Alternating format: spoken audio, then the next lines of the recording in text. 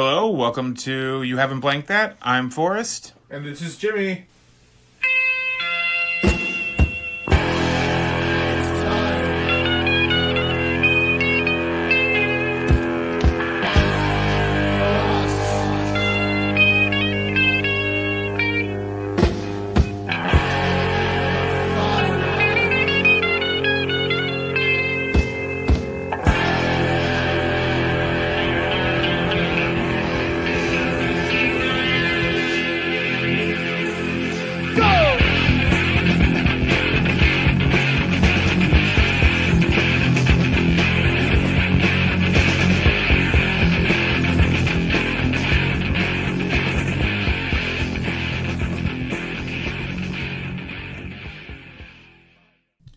Hey everybody. Hi everybody.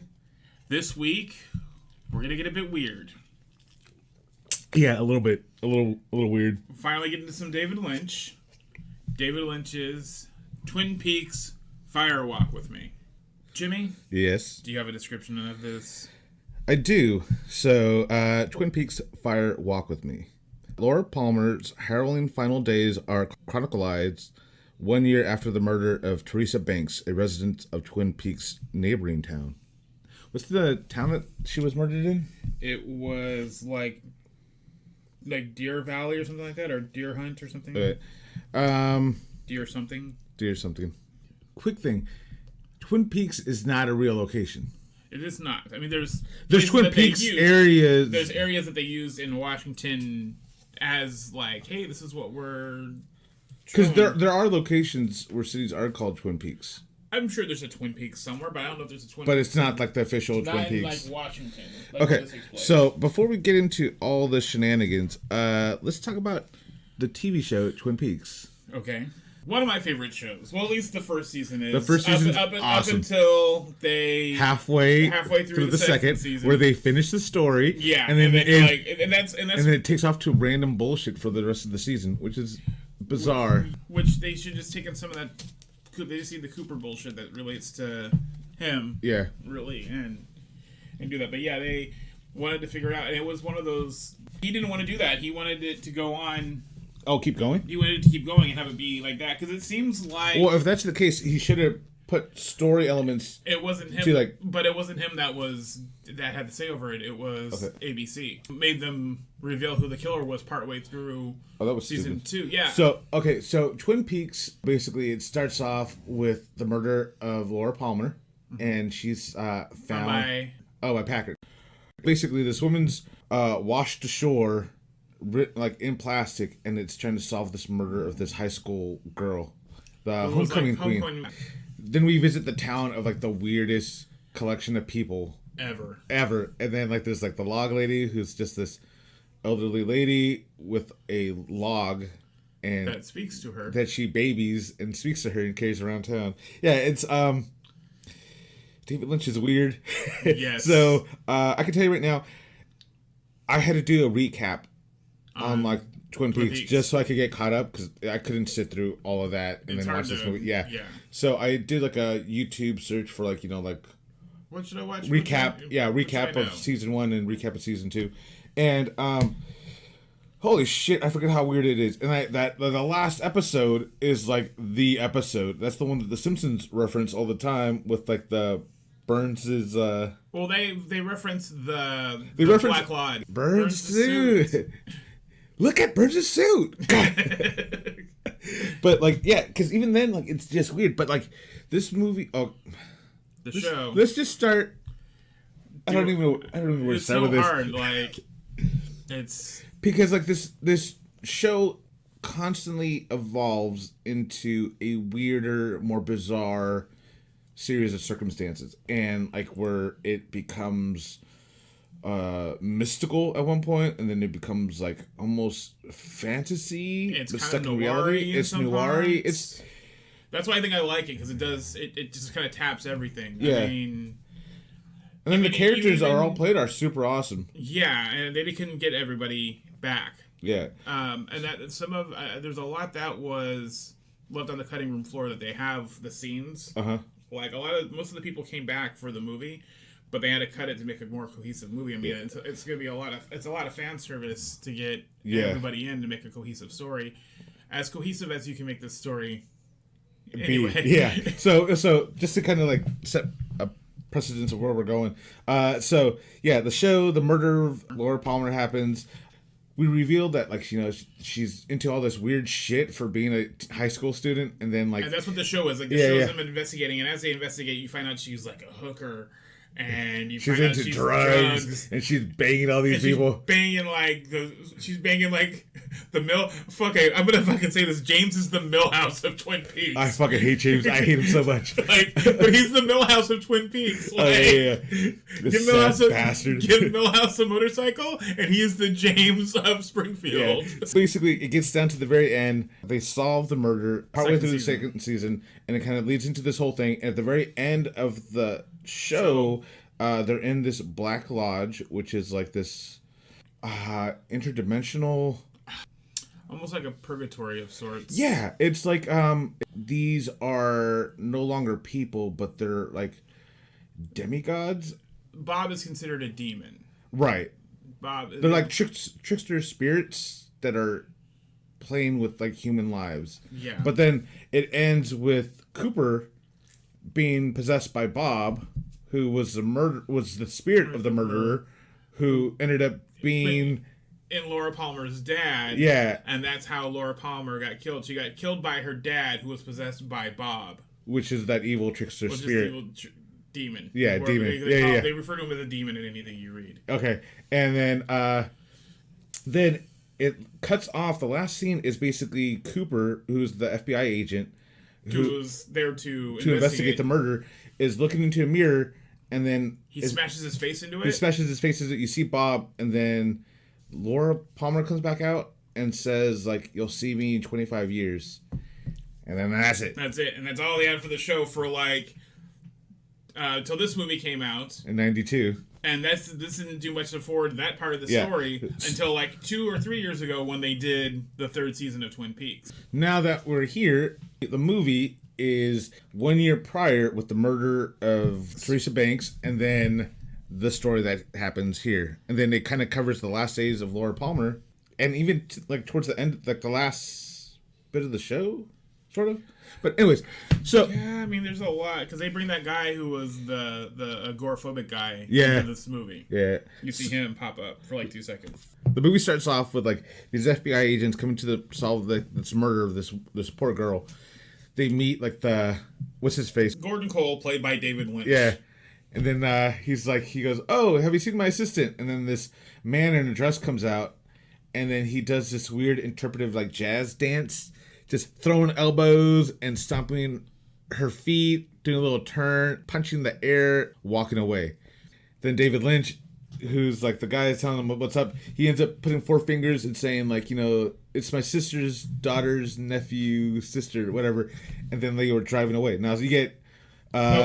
these two FBI agents is Chris Isaac, Chester Desmond, and Kiefer Sutherland as Sam Stanley. And Kiefer Sutherland is the young apprentice guy. Yeah. And then so Chris Isaac, which is a bizarre duo to see like working back and forth, but they did a great job. I like the two of them.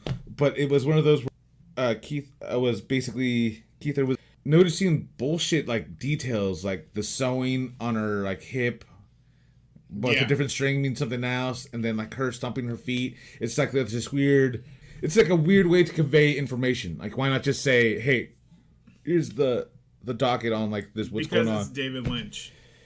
God damn it! All right, at that point, I was like, I don't know what the fuck I'm gonna watch right now. Like, because Twin Peaks is already hard enough to watch and kind of get an idea what's happening. Well, the show isn't. The show I felt is really easy to follow. Season 1 is. Season 2 gets kind of weird out there with the giant. This being that it was only like an hour and a half. That's like 2. Or 2 hours. Like, it was already like on its way to crazy. I was like, I don't know if I can sit through all this. But yeah, so they go into the town. Fucking deputy's a dick. I'm not letting the FBI come in my town. Yeah, and he starts like just bossing around. Like him and the secretary are like... Everybody is the opposite of Twin Peaks in that town. Because the secretary was fucking on the ball. And and I did see like... Like this one, like the one I didn't even pay attention to that. And this one's like, no, I'm not gonna do everything. Whereas, as crazy as Cooper is about everything, Sheriff Truman just goes along with it completely the whole time. Like, doesn't question. Just like, even the sheriff is just like dragging his feet and not wanting to cooperate, and then gives him the case, the evidence, whatever. And it's very kind of last minute. The body's like, you know, in the city morgue, so they go and like they're like digging through the whole hand, checking out what's going on. Realize she had a missing ring.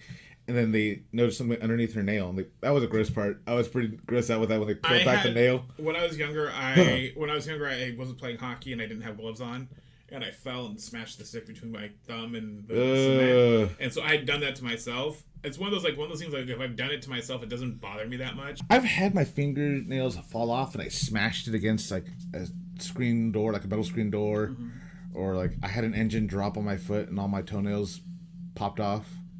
But I don't know, just watching them pry open the nail, oh god damn, it got to me. And then they found that smallest of teas, which is like, I don't even know how the tea even got into her fucking nail, because they never explained that. Well, they don't, but they also didn't explain it in, remember, Toronto in Twin Peaks, they don't explain it either. They don't. No, it's just... If you like answers to any questions, this is not the movie to watch, because you get like half answers and weird truths. So then they go to that trailer park. Yeah, they go to the trailer park to figure out like what's going on, and to find out. They see Harry Dean Stanton, who like runs the trailer park. Yeah, and I like that whole interaction where like don't knock before 9. Yeah, and then like they're like talking to him and whatever, and then like they get the runaround the whole thing, and they realize, okay, we're gonna pull the body and we're gonna take it back and we're gonna study it because you guys aren't doing shit. I like how Chris Isaac's playing these wicked games that that he decides to go back to the trailer park to kind of see, like, talk to him because he knows something weird. Yeah, about the blue rose, and she had one of those rings. Yeah, blue rose. Yeah, he goes in there alone. He finds the ring, gets knocked out, and then he's never seen again. And then this is officially the movie starts. And they play the theme. You get that beautiful. I love that. That is my favorite TV theme ever. Yeah. Like, of all time. That was my ringtone for a long time. Was it you who sent me the video of the guy playing the piano and then his cat's like, and just dancing to it? Wasn't me, but and then the cat's like David Lynch and the cat just looks super happy. He's all dancing like. He's just like swaying to the music as this guy's playing it. No, that wasn't me. I need to find that. I'll send it to you. It made me laugh. At that point, we cut to Agent Cooper at 10:10 a.m. on February 16th. And he's had one of his dreams. Waiting for David Bowie. Oh my gosh, that's now I have to pause here for a second. Okay. You don't like rock stars who act. I don't. Did you not like it still? I did not like it. And I was like, "Ooh, David Bowie." I'm like, "Oh, David Bowie." Still, it was like, it didn't even work for you with it being David Lynch. No. The thing though, it was like the White Duke, David Bowie. You know what I mean? So he's very like svelte. Yeah, you know what I mean, it was early 90s Bowie. Yeah. So he comes in and like he's just like he barely talked, and I thought, okay, maybe this will be okay, but since he was trying to be weird, it just came across just I don't like it. I don't like it at all. But yeah, you get Cooper who's walking into like the office, and then he like stops and he turns around, looks down this empty hallway, and then walks into the control room to see the closed circuit camera facing that hallway, and he's going back and forth, and then all of a sudden, next thing you know, he sees himself standing alone in the hallway, and then David Bowie walks past him, and then the screen, like the actual video that you're watching, like the movie itself starts like fuzz in and out, like it's like you're kind of watching shit go wonkers. Yeah, like your TV's possessed and you're watching this whole thing is going on, and it's a weird thing. And then he ends up like running back to the thing and then re-watching the film to realize that he was there. David Bowie was there in all our dreams. And at that point, like, it was like a clue for him, and it was like trippy. And then but then like he wakes up and then he has that fucking meeting with his like coworker, and he's like, oh, like these murders aren't going to stop, they're going to happen again. And then like, you know, how do you know? Like, all right, big shot, well, predict who's it gonna be. He does, and then he basically does like, It's a girl, blonde. She's promiscuous, and then the guy's like, "That's half the fucking country." And then but then he gets very detailed about what she's doing. But I like that whole part too, where he's like, "She's making a lot of food right now," and then it's her preparing. Yeah. But he talks about the meeting involving the man from another place, Killer Bob, Miss Chalfont and her grandson, and Agent Cooper. Oh, so then Agent Cooper goes to Deer Meadow. Oh, hold on. Before all this, in that dream sequence, when he was walking in, did you not notice it's the same path he took inside the Black Lodge from the TV show? That Cooper does? Or? Yeah. When he walked in and then he made the right turn and he went down the hallway and made the right door and then he made the left. Did that? Cooper did. Oh. It's the same path he took at the end of the movie. I wasn't sure if Oh, I didn't. So he was mapping his way to the end, because even this whole movie is just a whole time dilation type of a thing, because everything that's happened with Laura Palmer needed to happen, and everything just kind of fits in the way it had to be. You know what I mean? Everything needed. Even Laura Palmer throughout this whole movie gets pushed into certain situations, and she's not doing things for her own self because she wants to. It's the world is manipulating her to be in these positions. Yeah. Because it needed to get Cooper into this position. So it's fate just shoving and sacrificing Laura for Cooper. It's a fucking trip. Those characters were my favorite, by the way. The Black Lodge characters. Because you don't know, if you haven't watched the show, this makes no fucking sense. No. At all. At that point, anybody who was there to watch that movie, when to see that movie. This is fan service. So, everybody who loved the show. Is it, though? I don't think. This movie is fan service? You think it's fan service? Yeah, because you get to see Laura's. If it was fan service, they would have ended They would have ended that show right. They wouldn't have had He would have made a condensed third season. Because If the reason why the pilot is 2 hours long is that if it didn't get picked up as a show, he was going to re-edit it, and he was going to have it be a complete movie. Fan service would be. You can't even see the third season as fan service. I don't think he does anything for fans. I think he does shit for himself. I don't think there's a problem with that either. I think John Waters just writes for himself also. Yeah, because when you watch this movie, it's we're literally just seeing what the show did. The whole season 1 and 2, this is all the investigation, was just making assumptions of what was going on with Laura and finding out, okay, she did this, and we get to see it all.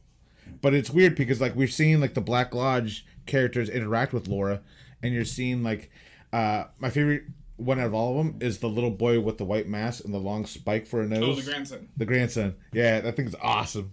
It's it's a Native American folklore mixed into this story. It's noir it's a noir not set in a city. It's a noir set in a logging town. Yeah, and it's full of just mysticism. It really is just weirdest. When you analyze it, it is fucking. It is fucking great, but it's fucking great.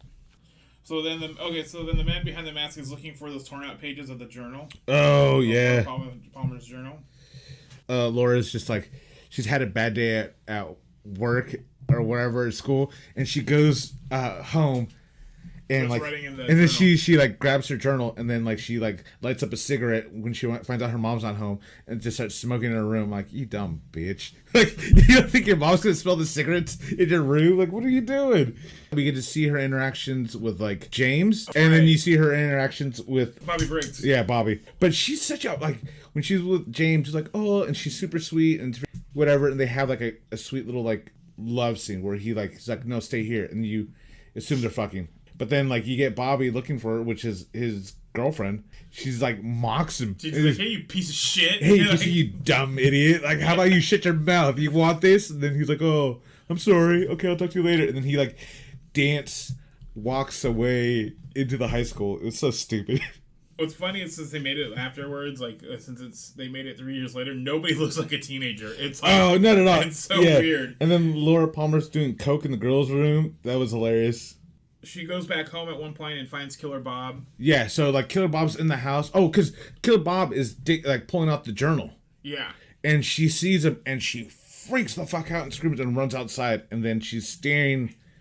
And Killer Bob is this skinny white man with long hair in the bushes watching her house, seeing who Bob is. Because she's seen him, but she needs to know who it is. Yeah. And then when he comes out, it's the dad that comes out. Which, I mean, I didn't get why Ray Wise was in things like when the CW came out and he was on that Savannah show. Oh, yeah. And he was all these things. I'm like, why the fuck is he in all this shit? Like, he's just okay. But then you watch Twin Peaks and you're like, oh, that's why he's in everything. Yeah. Because he's just, I think he's just an okay actor. He's just, yeah.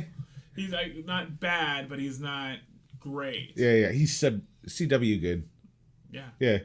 She runs and she goes to Donna's house and then just kind of hangs out and kind of tells her, she's freaking out at Donna's. She goes back home and Leland's being weird. Yeah. But normal for David Lynch. Yeah. And so, after that, Leland does that cry we always see in the show. Oh. After dinner, like, he's just... That is so, it's like... Are you sleeping with... Oh, like, she grabbed that necklace with his best friend or whatever. He's like, did a lover give you this? He was like, the mom's like, I don't call them lovers. I don't use that word anymore. Like, and he goes, I'm not hip with the term. Yeah. That's not it. And then he goes, did your lover give you this? And then, like, it just turns into, like, this bizarre, like, kitchen scene like, you've ever seen. Because at one point, Laura is just shaking her whole body. Like the whole room is vibrating, like, with just tension. And the dad's just getting jealous. And, like, a jealous boyfriend concern, you know what I mean? And the mom's like, what is happening? And he's just screaming at her. And Laura is screaming too. Like, basically, this movie is just Laura and her dad just screaming at each other at the top of their lungs. Yeah. That's the whole movie. And then bam, Laura's dead. Yeah. Did your lover give you this? Well, then there's that picture of the Black Lodge, and Andrew Cooper is there. Oh, with the arm. Oh, yeah. I am the arm, and I sound like this. Yeah. The old lady and the boy are standing there. Laura Palmer is, like, collecting food for, like, the Meals on Wheels situation. Yeah. And then that's when, like, she goes, you're supposed to have this. And then Laura just, like, has it. And she starts shaking. And basically, all Laura does is just shake. She's, like, basically a broken washing machine. Because that's all she does. She's like, she grabs the painting and she shakes. The waitress comes out like, okay, like, blah, blah, blah. You can tell they don't like each other, but they're like kind Shelly. of... Yeah, it's Shelly. And you can tell they don't like each other, and then, like, as they're, like, figuring out what's going on, Laura is holding a random painting for no reason at this point, and then looks at Shelly and goes, I can't do this right now! She just runs into the woods. Well, it's because Shelly's banging her boyfriend the whole time, too. She's banging Bobby Briggs. Well, what does she care? She's banging, like, everyone in the town. Remember that, like, later at the movie where she's like... But they don't know that. It was The Secret Diary. There's a book that came out around this time, The Secret Diary of Laura Palmer. There was an actual book about this? There's a book called The Secret Diary of Laura Palmer. Really? And there's a book... Okay. I have an audio version of it somewhere where it's Coop and it's all the recordings from the show. Oh, okay. That's super cool. And it's Diane. And she hangs up in the wall. And that's when she has Bob is sliding open the window, and he climbs in through the bedroom, and she is just screaming her head off as Bob is just, like, smelling her from, like, toe to face. He just rapes her, and you're like, what the fuck? And then, like, that's where she goes screaming, like, that's where she says, fire, walk with me! God, this is such a weird movie. And then there's that part where the dead girl's in her bed. Oh, yeah. Did you recognize who the dead girl was? Yeah, that's the girl from season 2. Yeah. Going back to Shelley for a second, though, that's Mad Chinamick. She actually plays Betty's mom on Riverdale. Oh, how's Riverdale, by the way? If you watch the first season, it's totally Twin Peaks and Riverdale. I try to watch it. I got to, like, maybe episode 2. I'm like, I don't know how I feel about this. I liked it. I liked that first season. It was a solid first season. It's not what I expected, because it's a murder show. Well... Because, like, there's the murder of the twins. It goes off the rails for me a bit. Yeah. Like, not Twin Peaks off the rails for me. Because they kill off... Main characters? No. They don't, well, if you consider Cherry Blossom's brother Jason a main character in Riverdale, then that's who they kill. That's who Jason Blossom is the Laura Palmer of Riverdale. Oh, okay. Oh, you want, now that I know this, I might actually sit down and watch it. Well, it tells you that in the first fucking episode. Yeah, because fucking Archie is banging the music teacher, which I thought was super weird. I'm like, that's I liked it up to season 2. Uh-huh. And then I kind of was like, meh, after well, that. I wanted to watch it because I was into Sabrina, the Netflix show, because they refer to Riverdale, like, often, but the thing is, like... But they... Sabrina season 3 is dog shit. Is it? Yeah. The writing is just not what it used to be. Not as good as the first and one. It's very... Is it too aware of itself type of thing? You know what? No, it's just... They have an idea where they want to take the story, and they sacrifice character development and character, like, reasoning for that. And I liked the first season of Sabrina. Yeah. Second season... I didn't see the second part. Lisa got through all the third part, and she said it was fine, but I'm pickier than she is. Yeah, it's okay. Like, I'm trying to force myself to watch it to get it ended. Have you ever read the comic it's based on, though? Yes, I have. The comic it's based on is one of my favorite comics. Yeah, but they stop it. Like, they're like... Well, no, the guy... Okay, so here's what happened. Is the guy who wrote Afterlife with Archie... Yeah. Also wrote The Chilling Adventures of Sabrina. Okay. He did such a good job, they hired him to do the Riverdale. Show. Oh, okay. And so he's showrunner on that. That's why it's so spotty with issues and why it kind of stopped. Oh, okay. Because he's writing a TV show and holding more precedent over them than the comics were. Yeah. Like, but Afterlife with Archie isn't bad either. Have you read that? No, I haven't. It's a good zombie. That's one, the zombie one, right? Like, yeah. Yeah, and that one, they kill off main characters on that left and right. Oh, that's cool. The first zombie you get is Jughead. Oh, really? Yeah. That's cool. Anyway, back to Twin Peaks. Yes. From one happy American town to another happy American town. Yeah. Everyone seems content with their lives in Twin Peaks. Well, especially those curtains. Literally, after Laura getting raped is where I feel like this is where, like, everything is just fucking just... Fuck it. If it's weird, put it in the movie. Bobby tries to go buy drugs off of Leo, which, by the way, this is probably not the right thing to say, but Leo is probably my favorite abusive meathead because he's the dumbest one you've ever met. Oh, yeah. Like, it's like, when Shelly's coming in, right? And then, like, that's when Leo just grabs her. It's like, clean the floor! And he throws it to the ground. I was like, oh, shit. Well, you can be a lot more... You will stay there until it's clean. There's no censors in the movie. Yeah. Oh, man. Actually, like, I laughed. I laughed at that.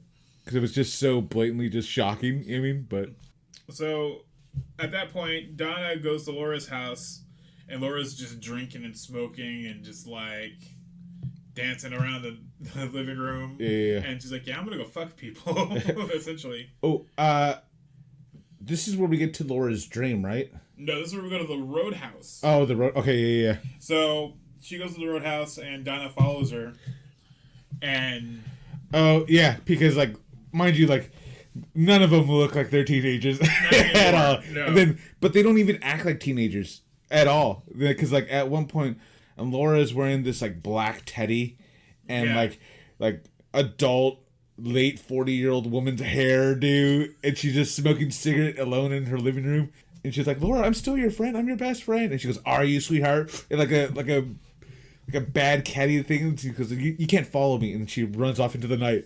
And I'm like, she's like, yeah, I can. Like, I'm just gonna follow you. But like, she's got like, if you watch that scene, there's like 4 ashtrays filled to the brim of just like cigarette butts. The mom smokes too, though. Yeah, but it's just I think they established. Yeah, I'm like, this lazy bitch that spends all this time with her makeup and she can't empty out a goddamn ashtray. Like, no. But yeah, they go to the Roadhouse and then like, so basically, Laura is now at this bar, like, crying and just stumbles into a bar and sits by herself and then like she's a bit teary like is no one gonna notice the crying teenager in the bar and then she wipes a tear and then she looks at the bartender. 40-year-old woman hair. No one. That's probably why she did her hair that way. So she ends up looking at the bartender and the bartender just kind of like nods and pushes the 2 guys and talks to the 2 guys and sends them over. So she's still like openly weeping as the guys show up and she goes, sit down big boys, and the guys like, is $50 good enough for like the homecoming queen? And she goes, oh yeah, it's plenty. I'm like, you cheap whore. Like, what are you doing? Oh, it's so dirty. Well, then Donna comes in to the bar and they start having this horror competition. Oh, well, okay, yeah, kind of, sort of, but like, hold on. Which is bizarre is that the entire town knows everybody because it's a small town. They see Laura at the bar with the 2 guys. Everyone at that bar knows that Laura's gonna get fucked by these 2 guys, and everybody in town knows she's still in high school, and these are grown-ass men hitting on her. It's this town is just, it's dirty. And yeah, Donna comes in and goes, oh, hey, like, blah, blah, blah, and she goes, like, I'm an adult too. I could be a slut just as you are, Laura. And then she starts like, yeah, this whore competition between the two of them. Yeah. And then Laura runs into Ronette. But this is where the part of the movie where David Lynch is like, this part of the movie is just for me. Where he like, everything just turns red. Everything's like a red light. There's strobe lights going on. There's loud music being blared. You can't hear anybody talking. And you're seeing like just like the closed captions of everybody. Donna's like going, they're cheering, like they have their drinks and they're cheering each other. But the guy slips something in Donna's drink. Mm-hmm. And then she chugs it. Donna's over there with some random guy. She's there with the other guy and the other whore. And then at one point, Laura just points at her crotch and points to the guy, and he gets underneath the table and crawls her and starts eating her out. Which is, I believe, rule 1 with prostitutes. That you don't do that. I've never been with a prostitute, but I know the rules, and that's a no. Whatever. And then at that point, that's when Laura's just kind of like, whatever, and then looks over at Donna, who's now completely topless and having her like titties suckled on by this random dude. And hold on, but prior to this, Laura dropped her jacket, so she's like, your jacket. Oh, and so she takes the jacket and she ties it around her waist. Her titties getting sucked on, and her jacket falls. And then that's when Laura freaks out. It's like, get off of her! And she's just like, it's about time, bitch. Like, this is your best friend. This is your best friend. Like, take care of her. Like, she's not used to your world, and you're letting her just become a whore. And then so slaps everybody away, shakes her friend. Once again, this movie should just be called Shakes. That's it. And then you see her the next morning, but what Laura tells Donna was just like, I'm sorry, I was just trying to be like you, blah, blah, blah, whatever her fucking stupid speech was.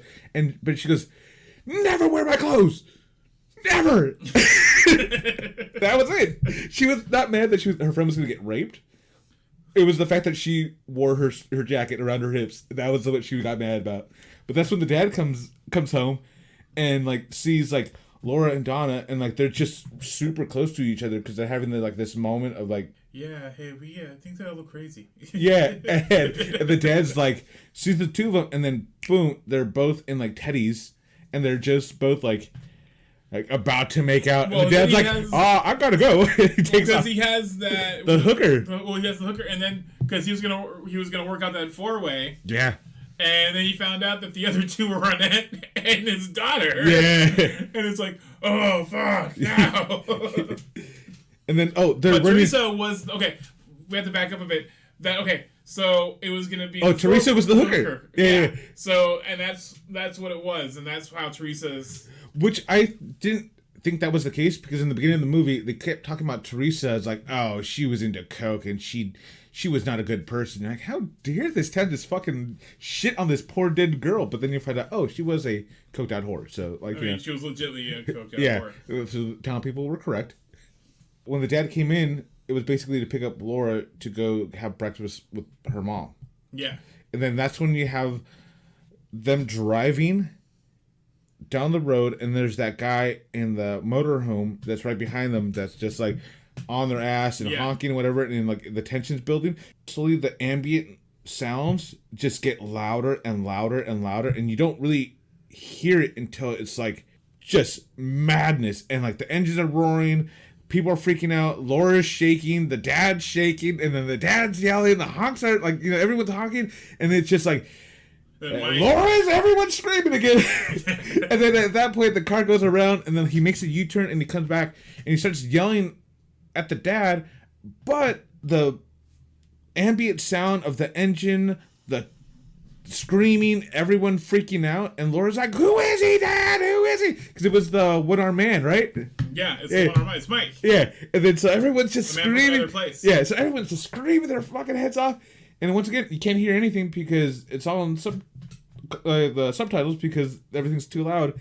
And then once they break away and like they pull into like the mechanics station at the corner, it's still loud for no reason. And they're just screaming and shaking. The dad's like, don't you people have fucking a job to do? And they're like, you're in their shop. Like, what are you doing? Like, oh, man. Yeah, David Lynch. And then, Oh, but man. we also see that there's also something else in that one of those flashbacks too. In that whole part, we see that Leland murdered Teresa. Yes. And so after that whole thing, Laura's hanging out with Bobby, and they're getting drunk. And prior to all this, Laura is literally, it's more like a magical ritual at this point, where she's just walking around screaming at her dad. Her prepping for her death. Like, she's aware that it's coming.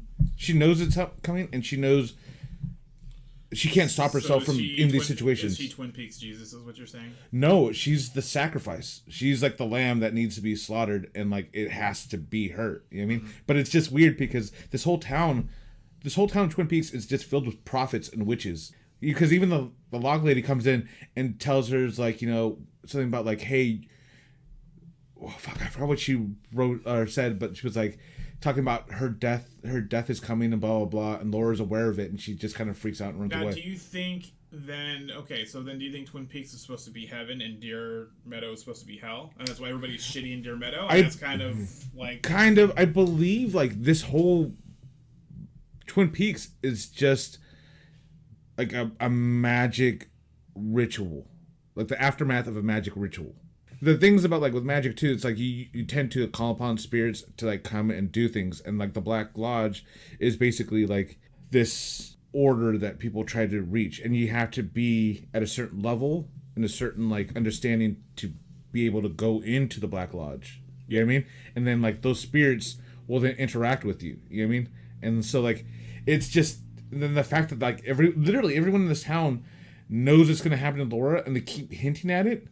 And she's aware of it, and she's freaking out, she's screaming, and they all know that she's going to die, and no one's stopping her. You know what I mean? So, like, this town is, like, it's a trip, because like, literally everyone knows she's going to die. Everyone's aware of it. Everyone knows that she's the high school whore that does coke.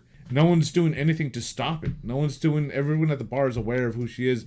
It's a small town. The whole town knows who she is, you know what I mean? But at the same time, everyone's, just like with occult groups, they like to keep their secrets to themselves, and they just kind of like watch things as they like happen.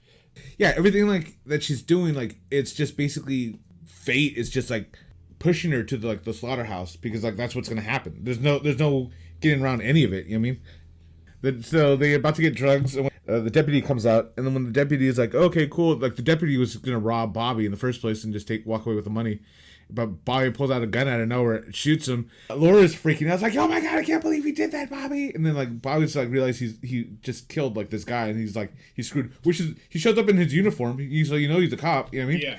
And then like, so Bobby freaks out. Help me like hide the body. And he picks up a handful of dirt and just places it on the chest as if that's body's gone. Oh, after that is my favorite part, which doesn't make any sense to me at all. Is where back to the one-armed man, Mike. Mm-hmm. He's wearing Teresa's rings.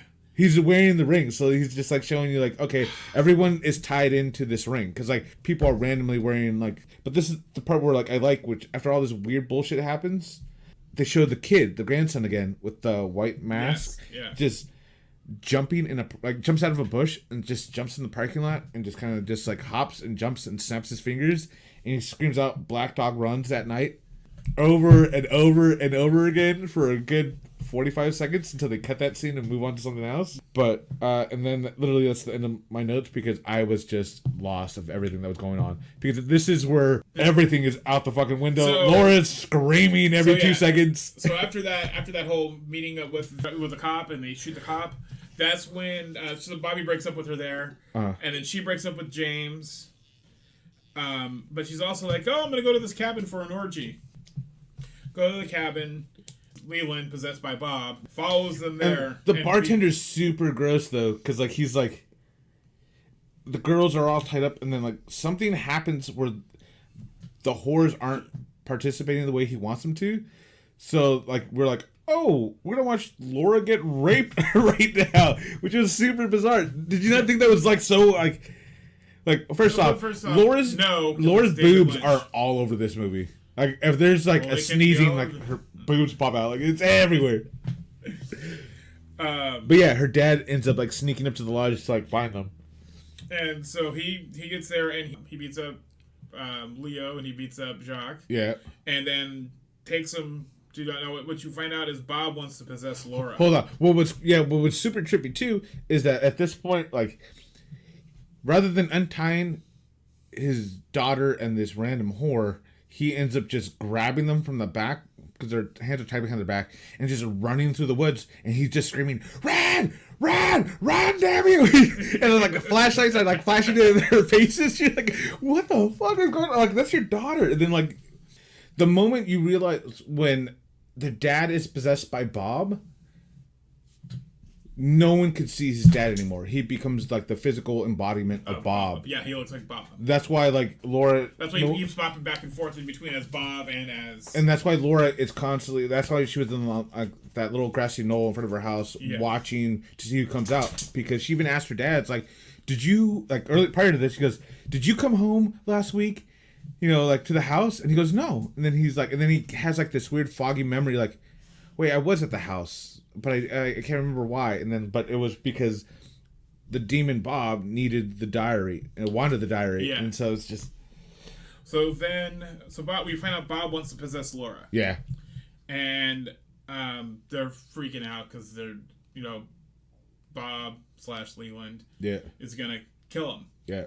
And so Ronette prays and it's like, not now, not this. Yeah. And then the angel pops up and frees her. Yeah. But Laura doesn't. Leland / Bob kills Laura and wraps her up in the plastic. And then dumps her. And that's how the TV show begins. That's how the TV show begins. Now, Bob and Leland they're in the Black Lodge for a moment. Oh, so back to prior to all this. Laura then has a dream. Oh yeah, where the angel disappears from the picture. Yeah, so she looks into the painting. That's and then the same angel that saves Ronette. And then she's in the painting herself. And then when she's in that painting too, she does the same pattern as Cooper did in the Black Lodge. Yeah. So yeah, I mean that's why like this whole show is just like, I feel like it's just like literally like a magic ritual. Like, you know what I mean? It's a very. It's I wouldn't say satanic, but it's very magic. It's for as crazy and random as it is, it's actually methodical in some parts. Yeah, because the things about with rituals, like, they may seem chaotic, but they're very precise. Because even like there's a TV show called Hellier on Amazon Prime, and if you watch it, it talks about the Kentucky Goblins. Do you know that story? No. So. Quick thing about the Goblins is that like in like 1946 there's this guy that lives in Kentucky, just kind of like off the offshoots, like in the woods next to a mine, and then at night these goblins would come out of the caves and attack the family and scare them out of the way. Going to like about 2009 2010, this guy ends up experiencing the same things. And he takes pictures of like the ground, and he sees that there's like footprints of these 3 clawed things, and so he sends it to this paranormal group. They get emails, cryptic emails, and clues to just kind of follow up on it. And so since they're like a paranormal group, they kind of go through the whole thing. It's a documentary of them trying to investigate this like tale of the goblins, whatever. But then it leads into like other mysteries, and then. Season 1, you're just kind of like, that's kind of weird, but there's no goblins. What the fuck? Season 2 ends with a magic ritual that happens. And everything that happens in the town and all the weird shit that kind of like coincides is this force that's guiding them through this whole like experience. Yeah. And like the same thing with Twin Peaks, where it's like things above men are guiding them into them to perform these rituals to release something. And it's just exactly what Twin Peaks is. It's like these demons, these angels or whatever, they need them to do certain things to release these like spirits into the world. Bob's possessing people, trying to break free, and then like, but you need to sacrifice somebody. They pick Laura. And then like, but then like, Laura is gone and they can't have her anymore, so they end up like taking Cooper. And then it's just a fucking just mind fuck. This whole thing is just, I hate this movie. But I love this movie. Yeah. I'm frustrated to no end with it because I don't like this. Like, there's no coherency at all with this. And then when you take a step back and you look at the story, you're like, all of this had to happen. All of this needed to be, as bizarre as this is, as bizarre as that needed to be, Laura needed to die, and this is how it had to happen, and this is how it happened. And when you watch the show, you're like, the show is about Cooper transcending like his perfect little world into like chaos, because like Cooper is kept very strict, very straight, and like he seems almost otherworldly, and how he like reads people and how he understands things, because you think he's an idiot, but he's super sharp. Yeah. And his behaviors are erratic and weird, but they're that way to test the limits of everyone around him. But then it ends with him being possessed by this demon, and it's like, that's why I want to see season 3. So you want to go to season 3? I want to go to season 3 because I need to see where this is going. Because like I talk to people all the time about Twin Peaks, and they take it very superficial, and like this is a weird, and you can't do that. You can't take anything David Lynch does superficial, because that's why in Blue Velvet, when you see, I know, which opens another can of worms. Yeah. When you watch Blue Velvet, that's why he does that shot at the beginning of the movie where it goes under the grass and into the dirt, and you see all the bugs and all the ants, yeah. Because that's him going like, we're gonna go deep into. On the surface, you see this nice manicured grass, and you see how great and nice everything is.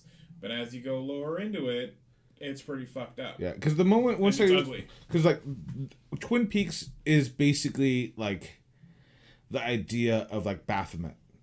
Do you know what Baphomet is? I know who Baphomet is, but Baphomet is the it's usually what people think about when they think about the devil. It's that goat head, horns, I know what he looks like, with the boobs and the both genitalias, but he's got one hand up and one hand down, just like with The Shining, with Jack Nicholson. Yeah. When he has his hands both high and above, it's a magical thing.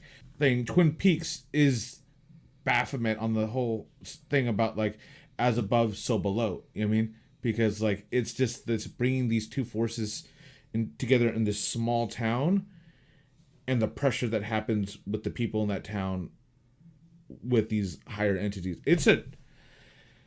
I fucking hate this movie. But I love this movie. But I love this movie. I liked it a lot more the second. This was my second time watching it. Okay. I liked it a lot more the second time. I can't watch. I had to watch this movie 3 times. Once I was just kind of like, I don't have time for this nonsense, and I walked away because I was so irritated with it. And then I'm like, all right, okay. But I knew I was getting into the David Lynch movie. And then so I put my phone away, I put everything away, and then me and Booger like sat and we watched it. I was angry, and then I'm like, okay, this ties in. Fuck, I gotta watch it one more fucking time. You know what I mean? And then I watch, and I'm still in that whole like I'm angry with it, but I do love it. Fuck this movie. But fuck this movie, and it's just like I kind of wish I would have just primed myself and watched all the Twin Peaks prior, then watch this, because I think that would have been more coherent of a kind of tale. Because like it's been more than 5 years since I watched Twin Peaks. I start watching it every once in a while.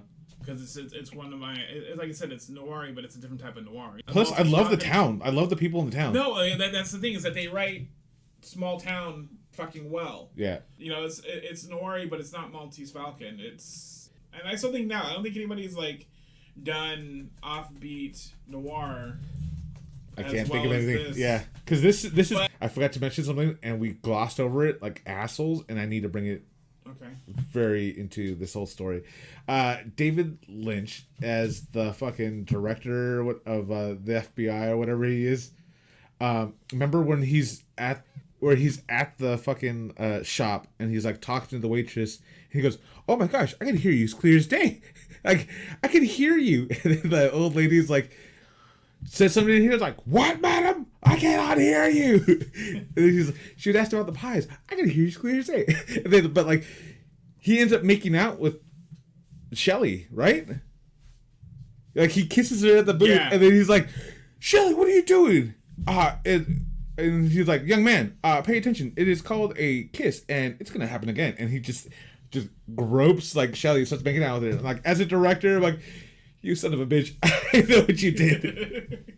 There's aspects that I'm gonna go ahead and just draw a quiver of speculation, and I'm gonna shoot. So I'm gonna basically say I want to hear your guesses. I'm not gonna say yes or no. Yeah. But I'm gonna say this. This is what I tell everybody when they ask about it. Like, how good is it? This is what I say. It's the double-edged sword of, oh, you're gonna give David Lynch full range to do whatever you want. God damn it. And then on the other side, it's, you're gonna give David Lynch okay. full range to do whatever he wants. I know nothing about this. So let's see what's going on. So Cooper is possessed. So I believe the story is going to be the redemption of Cooper. And I also believe that the log lady, is she still in this or no? Pretty much everybody came back. Okay, so now we're going to elevate this story to a new setting and a new platform, obviously with now money to do whatever he wants. So I'm going to say that the woods become alive and they start talking. And I'm going to say that whole metaphor of like the spirits of the woods are going to be talking to the log lady. And now she's going to be like this weird priestess to the story. And I'm going to feel like... You're giving me a little smirk, so... I'm trying not to say anything. Okay. And I feel like the town itself... I feel like they're going to bring back Laura's body back. Like, dig it up and then, like, do something with it. Or maybe Cooper is going to give up his body and become one of those, like, higher entity beings and then, like, take over a body of someone else. There's gonna be, that's what I'm thinking. So we'll see how close I am or how way off I am. I'm just guessing bullshit because I'm sure none of it is fucking true, but we'll see what happens. We will have to see, definitely. Okay. So you do want to continue? I do want to continue. Like, as much as it infuriates me, like, I'm pretty good at I think I'm pretty good at just knowing an author and like figuring out his method of like storytelling. But with David Lynch, I have no idea. It's David Lynch. I have no idea. Yeah. You don't. You think you do, but you don't. Yeah. So right now, I'm just thinking like season 1 and 2 in the movie is like more a true magic experience, rather than like a normal storytelling. Like, yeah, it has qualities of like noirism, but like I can't say anything because I feel because obviously you know it. Like, and then plus I do want to see it, and I don't want your opinion to like that. Yeah, that's why I'm not saying anything. Yeah. So the one thing we can end on is that Laura's today tits. We are recording it. No, we are recording this on February 23rd. February 23rd. Hey. Laura's body was found on February 24th. Wow! We didn't even plan this! I know. Oh! Holy shit! Wow! Okay. I'm a little freaked out now. Okay, I'm done.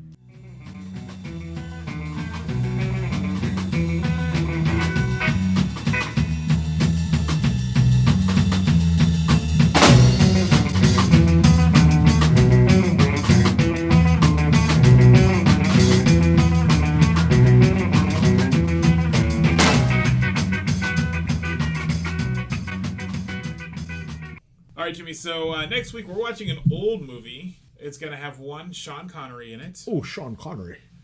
And it's a little movie called Darby O'Gill and the Little People for St. Patrick's Day. Perfect. Ah, crap. Are there midgets in this? It's been a while, but I don't think there are. I think it's through the magic of What movie is this? Like, what? Darby O'Gill and the Little People? How old is this? Before he was James Bond. Shit. I believe so. I believe. Who made this movie? Robert Stevenson, who also made a little movie called Mary Poppins. I'm nervous 1959. Disney movie. Walt Disney production. Walt Disney movie. Fuck. Okay. This will be good. I love Mary Poppins. Well, that's going to do it for the episode this week. If you have any questions or comments, you can hit us up at our Instagram at YHBlankThat. Or you can email us at yhblankthat@gmail.com. Bye. Bye.